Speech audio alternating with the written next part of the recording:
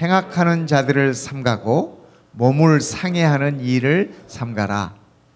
하나님의 성령으로 봉사하며 그리스도 예수로 자랑하고 육체를 신뢰하지 아니하는 우리가 곧 할례파라.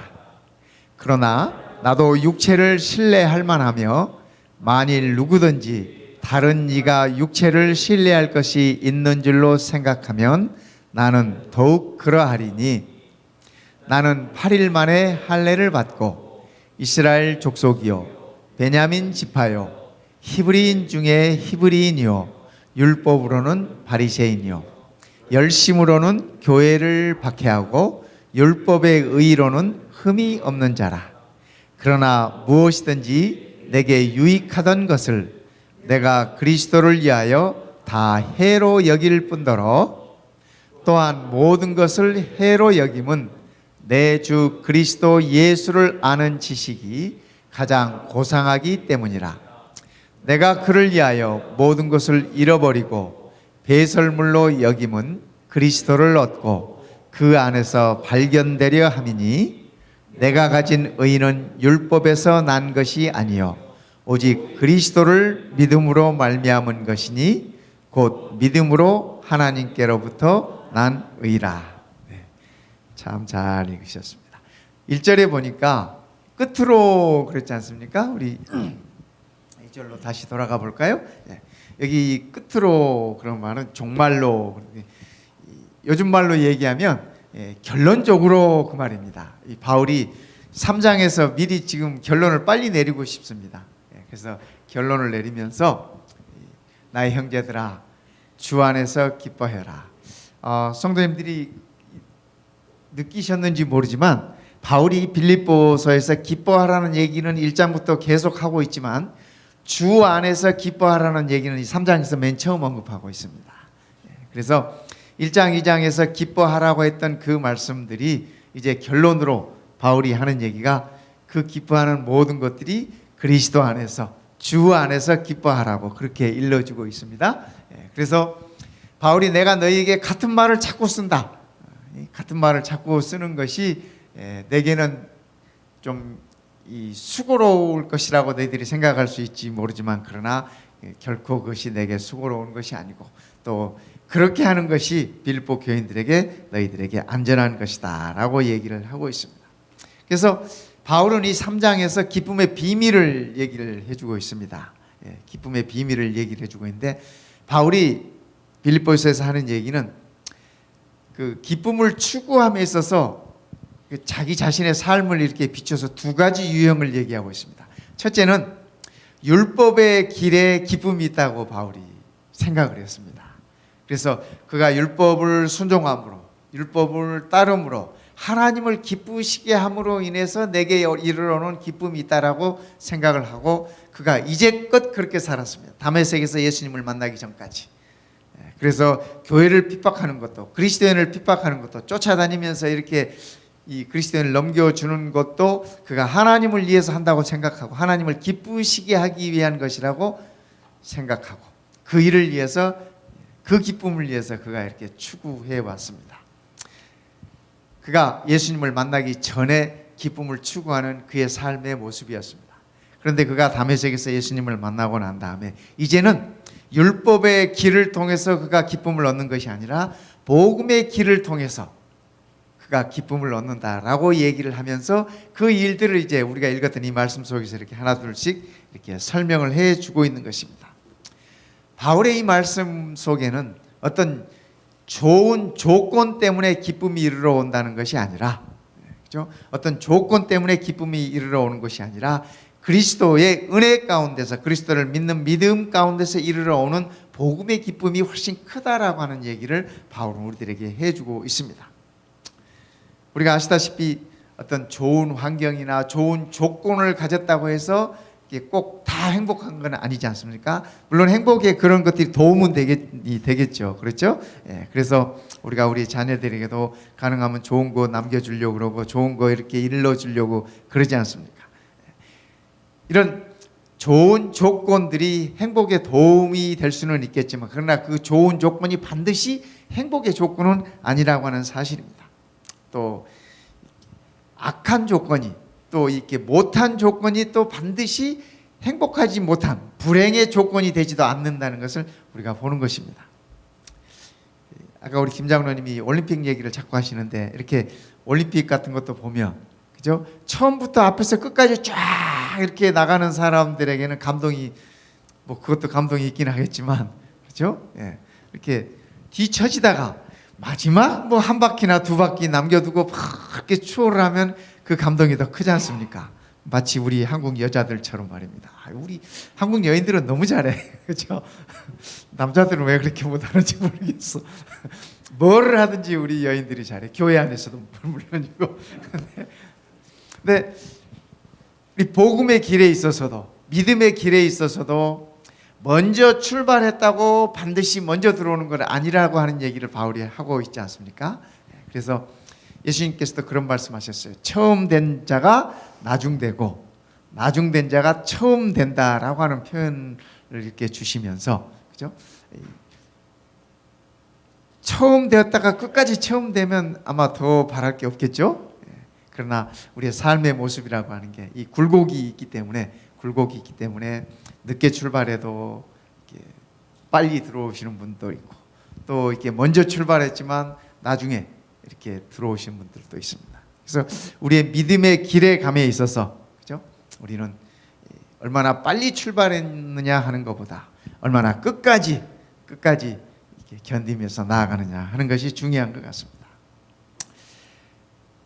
바울이 자기의 조건을 그가 가지고 있었던 조건들을 쭉 이렇게 나열을 했습니다. 여기 2절에 개들을 삼가고 행악하는 자들을 삼가라고 말씀하시고 몸을 상해하는 일을 삼가라 이렇게 지금 이 개역 성경에는 번역이 되어 있는데 이 본래 말씀은 이 몸에 할례하는 자들을 얘기합니다.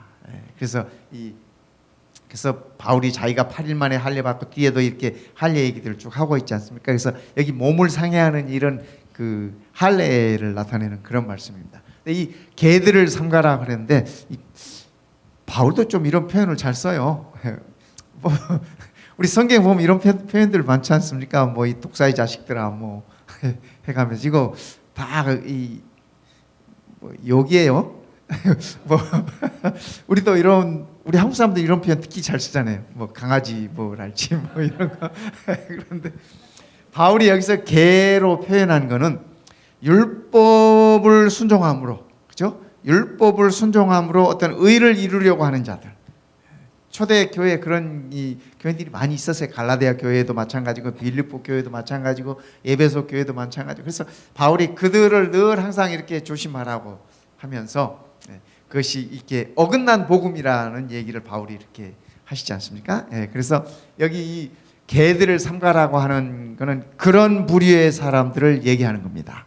그러니까 우리도 그런 측면에서 개가 안 되면 좋을 것 같아.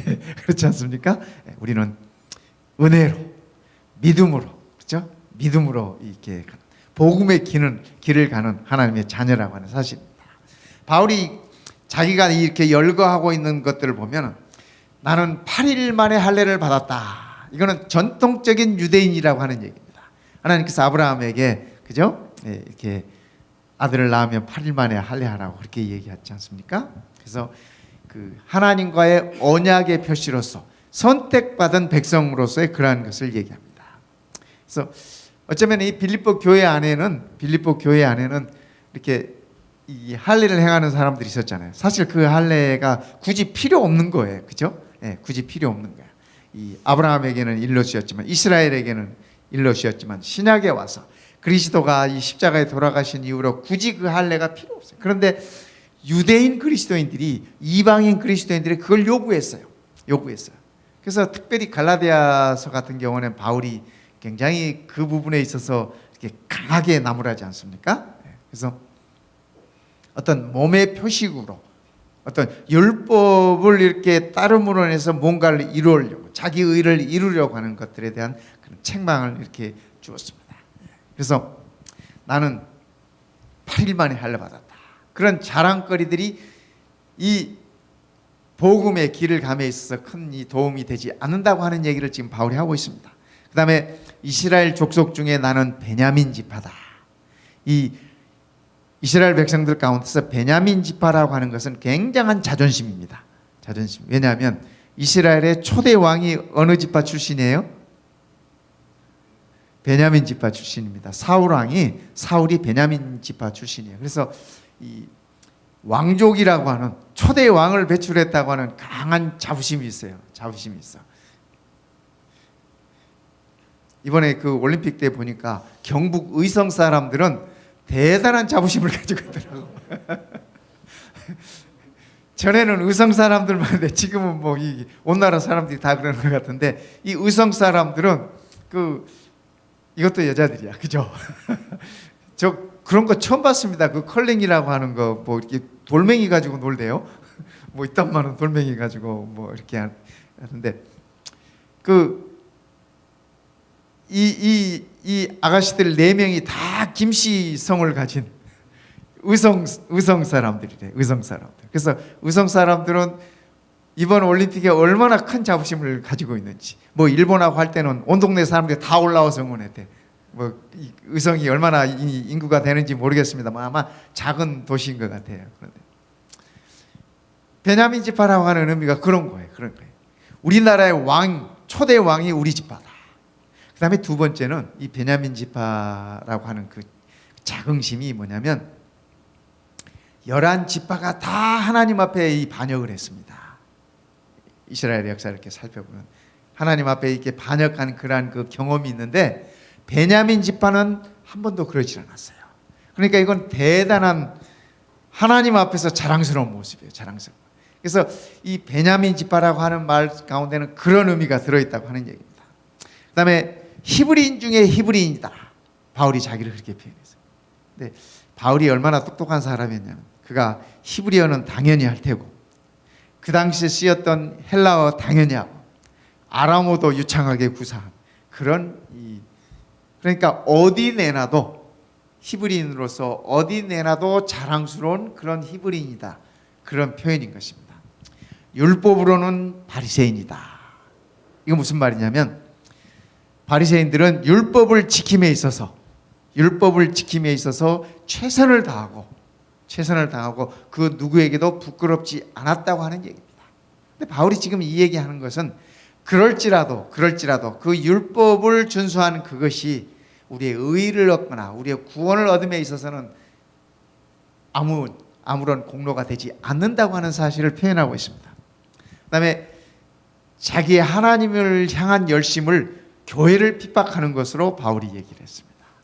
그러니까 이 다메섹에서 예수님 만나기 전까지 얼마나 많은 사람들을, 그죠? 많은 사람들을 이렇게 넘겨주고 그리스도인들을 또 스데반을 죽이는 일에 현장에 가담하고, 이 모든 것들이 하나님을 향한 자기 열심이었다고 그렇게 표현하는 것입니다. 그다음에 그 다음 말은 더 놀랍습니다. 율법으로는 내가 흠이 없다. 참 대단한 얘기 아닙니까?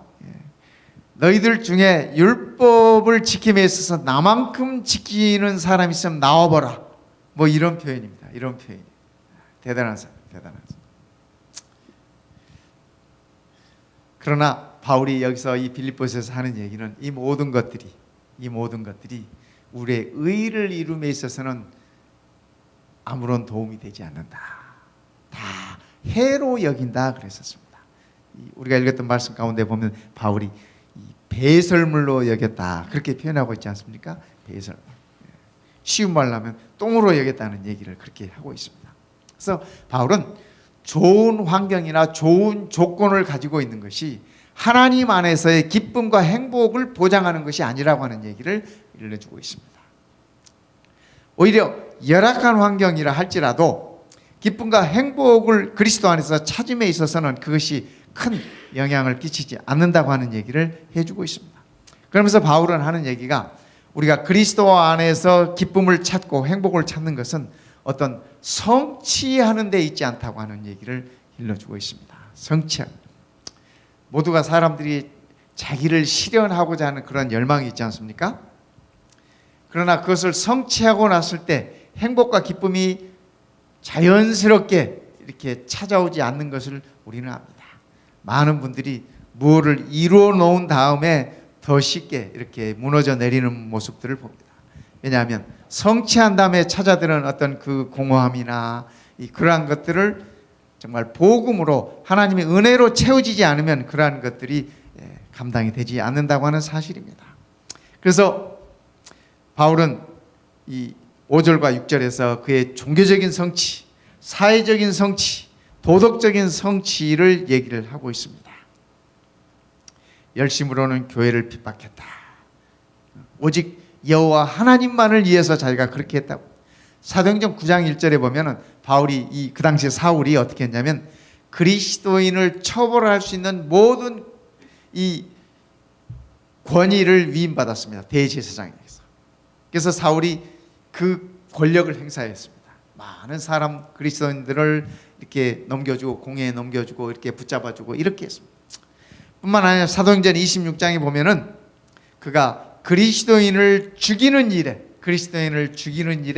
이 가편 투표를 했다고 그렇게 적고 있습니다. 그러니까 그리스도인들을 죽이는 일에 가장 앞장섰다라고 그렇게 표현하고 있습니다. 뿐만 아니라 율법의 의로는 자기가 흠이 없다. 이쯤 되면 성공한 사람 아닙니까, 성도 여러분? 그죠? 율법의 의로는 흠이 없다. 신앙하는 사람으로 이쯤 되면은 성공한 사람인 것 같아요. 그렇지 않습니까? 그죠? 우리도 이렇게 당당하게 얘기할 수 있다면, 내가 법 앞에 섰을 때 흠이 없다. 참 대단한 표현입니다.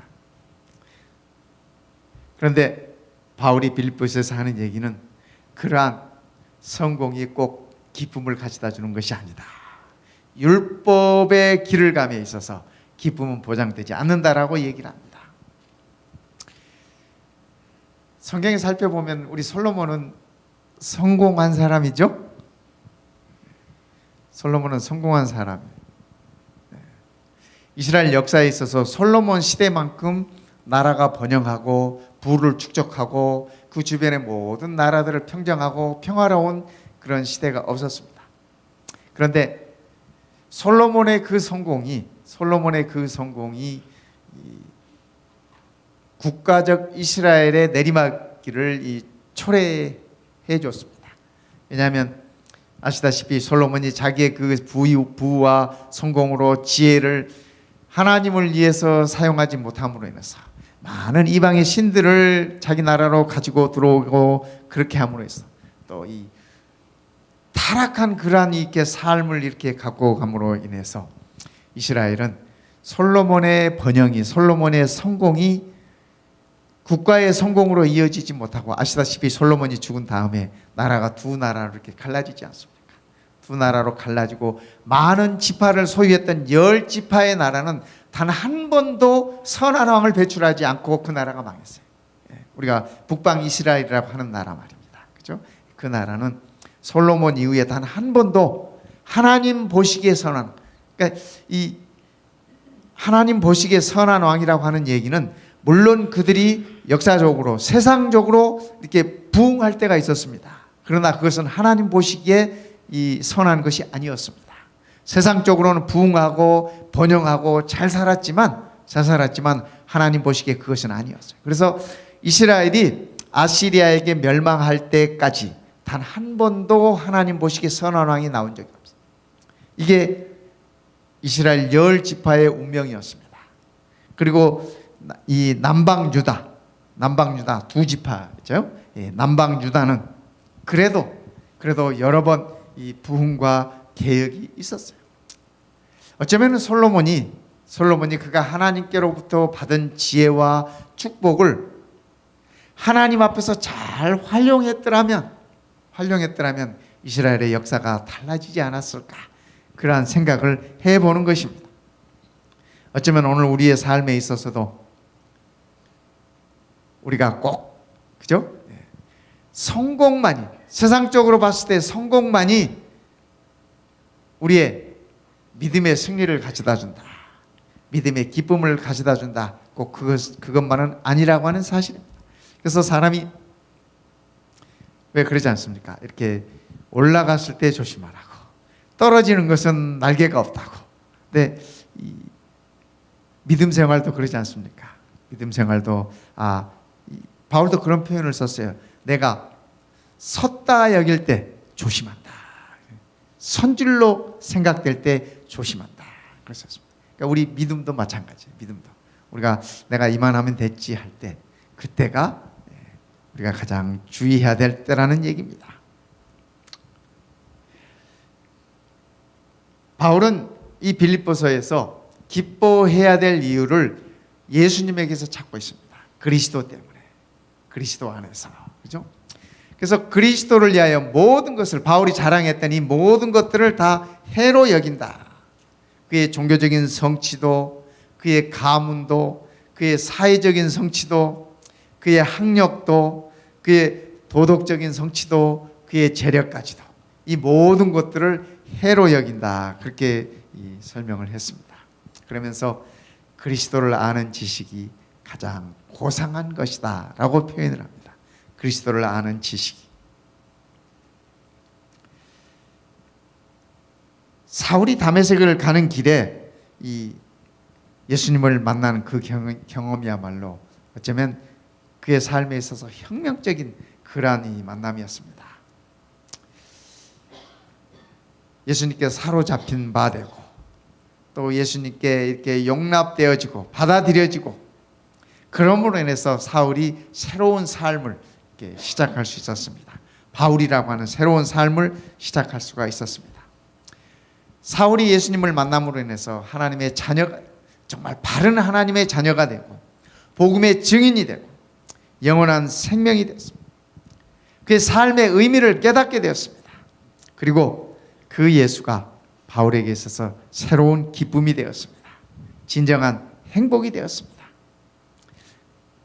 바울이 쓰레기처럼 여겼던 이 모든 것들, 그가 정말 내세울 만한 이 모든 것들이, 근데 아직도 세상은 그것들을 추구하며 살아가는 세상이 아닌가 하는 생각을 가져봅니다. 성도 여러분, 우리도 한 번쯤 생각해 보십시다. 우리가 가장 소중하게 여기고 있는 것들이 무엇일까 생각해 보면서 어쩌면 바울이 배설물이라고 말씀하셨던 그런 것들을 우리가 추구하고 있는 것은 아닌지 우리가 한번 생각해 보면 좋겠습니다.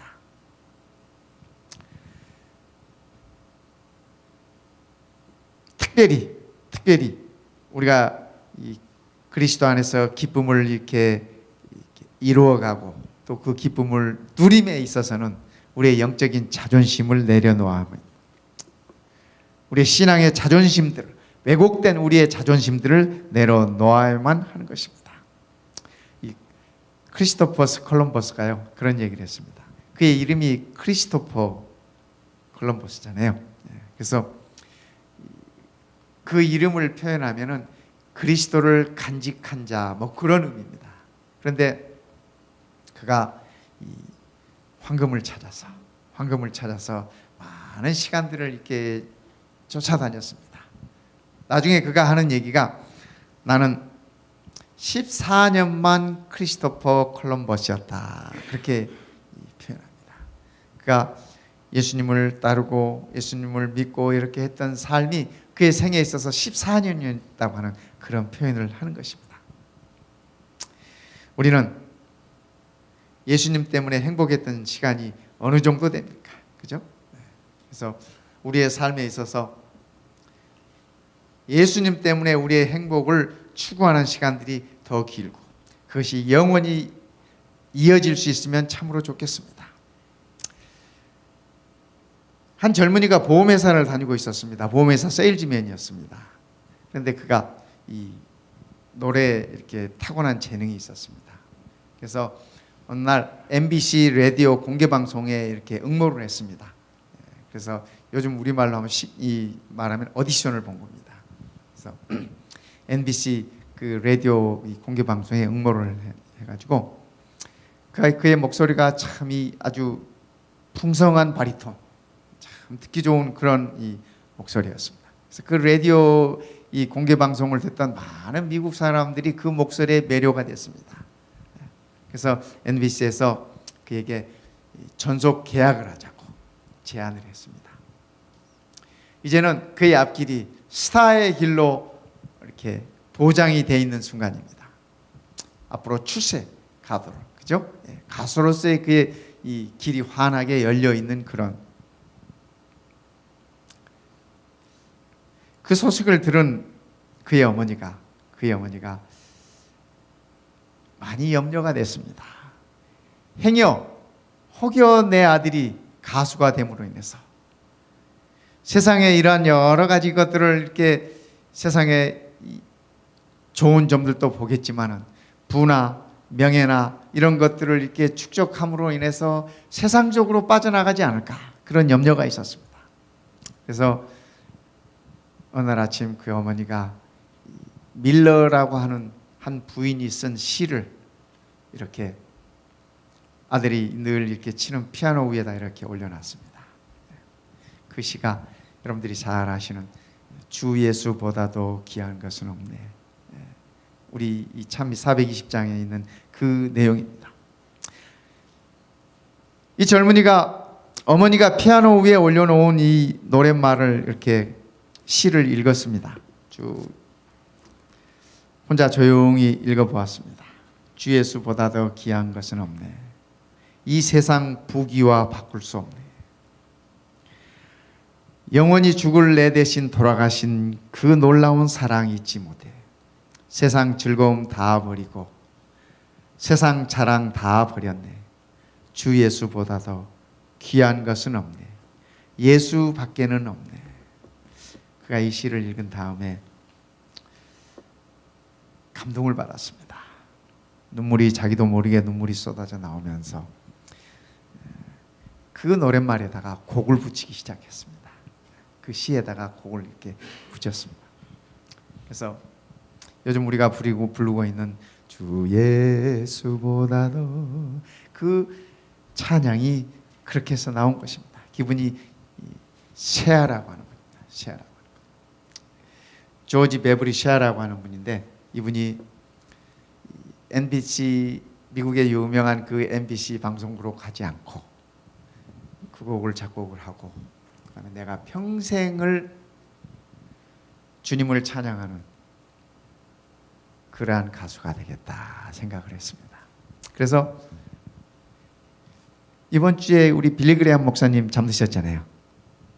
뉴스 보셨어요? 네, 빌리 그레이엄 목사님 이번 주에 99세로 잠드셨더라고요. 근데 이 셰아 목사님이 빌리 그레이엄 목사님과 더불어 평생을 이 세계 각국을 돌면서 빌리 그레이엄 목사님의 전도 집회, 그가 이 찬양으로 호소하고, 찬양으로 하나님께 영광 돌리고, 찬양으로 많은 영혼들을 예수님께로 이렇게 돌아오도록 그렇게 했습니다. 그래서 그의 삶이 얼마나 아름다운 삶이었는가. 그가 한 번은 이 베를린에서 빌리 그레이엄 이 목사님 집회 찬양으로 이렇게 드리는데 사람들이 너무 감동을 받아서 우리와 같은 복수를 그에게 보냈어요. 그때 이분이 하신 말씀이 있습니다. 저는 여러분들의 이 많은 박수보다도 예수님께서 잘했구나라고 한마디 칭찬해 주는 것이 더 기쁩니다. 그의 그 신앙 표현을 그렇게 한 것입니다.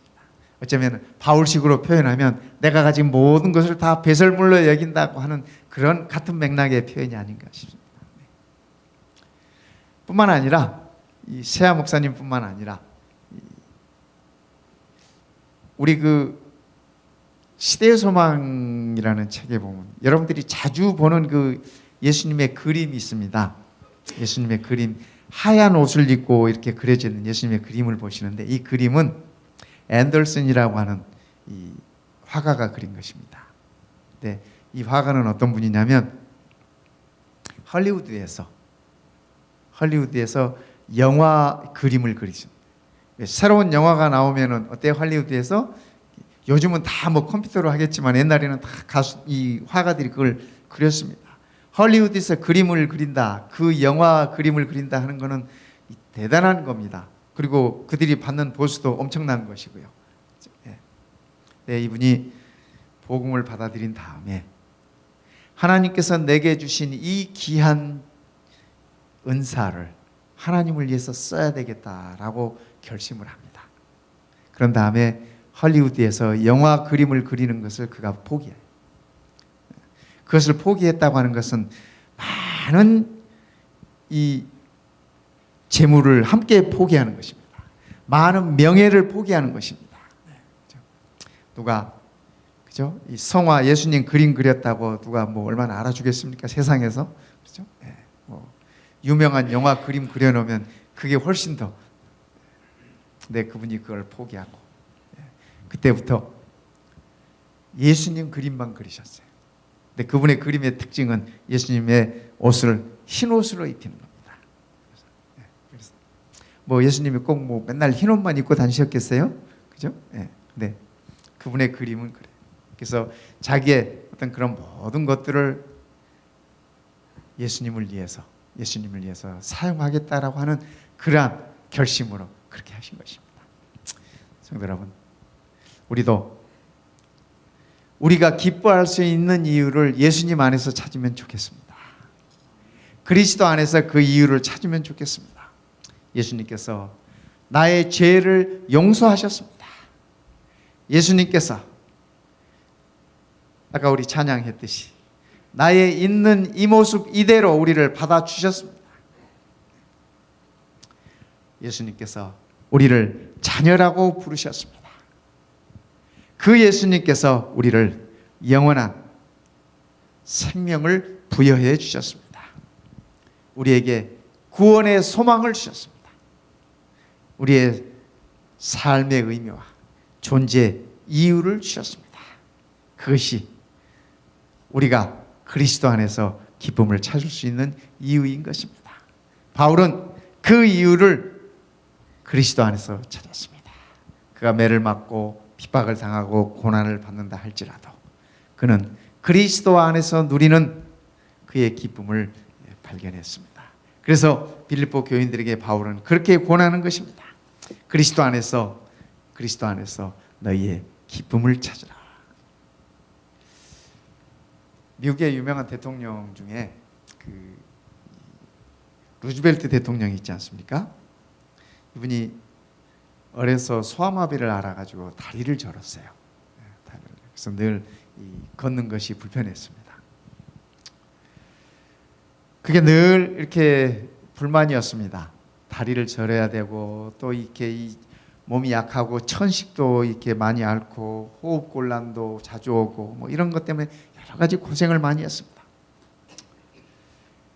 그런데 그의 글 가운데 보면 그가 11살 되던 해 그의 아버지가 이 루즈벨트에게 그렇게 얘기했답니다. 아들아, 네가 가진 장애는 장애가 아니란다.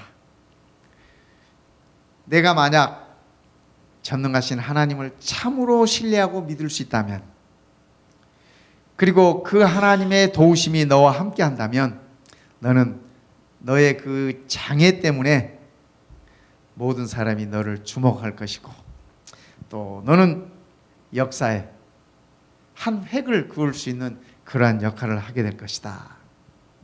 이 말이 루즈벨트에게 아버지의 그 말이 굉장히 힘이 되었답니다.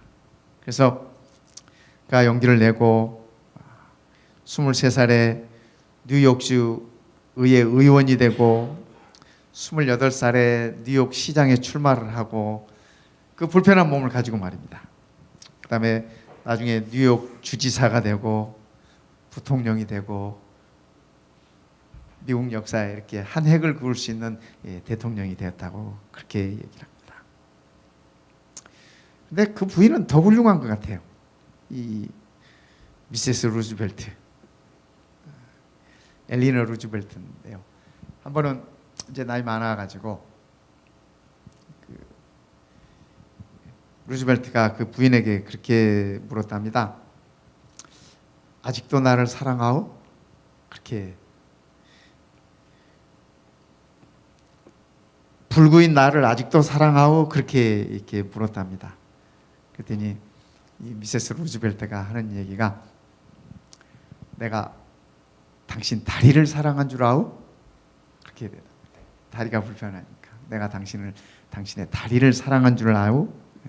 그렇게 말씀을 하셨다 그래요. 네, 이 미세스 루즈벨트가 아들이 6 있었는데 그 중에 한 아들을 잃었어요. 큰 아들을 잃어서 슬픔이 많았는데 그때 이 미세스 루즈벨트가 그렇게 얘기했다고 합니다. 아직 내게는 5 아들이 있으니 하나님께 감사하지 않는가, 그렇게 얘기를 했다고 합니다. 아들 잃은 이 슬픔이 얼마나 크겠습니까? 엄마에게 있어서 아들 6이 있다고 그 중에 하나 죽었다고 뭐 그죠? 그 아픔이 없겠습니까? 많은 그가 그런 하나님을 향한 믿음으로, 긍정적인 마음으로 슬픔을 달래고, 어쩌면 루즈벨트가 그렇게 할 수 있었던 것도 아내의 그러한 역할들이, 긍정적인 그러한 그 마인드가 좋은 영향을 미친 것이 아닐까 하는 생각을 해보는 것입니다. 이 모든 것들이 복음으로 인해서 그리스도 안에서 우리가 그분을 향한 믿음과 그분께서 우리에게 베푸신 은혜를 생각할 때 우리가 느낄 수 있는, 또 우리가 슬픔 중에라도 일어설 수 있고 고통 중에라도 일어설 수 있고 우리의 믿음의 발걸음에 힘을 더해 갈 수 있는 것이라고 바울은 얘기하고 있습니다. 성도 여러분, 오늘 우리도 그리스도 안에서 기뻐하는 기쁨을 누렸으면 좋겠습니다. 우리 다 함께 420장 찬미하시겠습니다. 주 예수보다도 귀한 것은 없네. 바울의 메시지를 생각하면서 우리 찬양 함께 해보겠습니다. 우리 함께 일어나서 부르겠습니다. 420장입니다.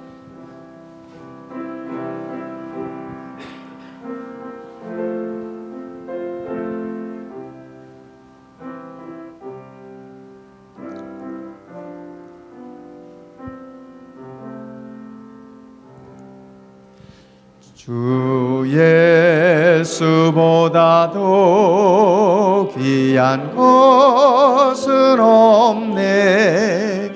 이 세상 부귀와 바꿀 수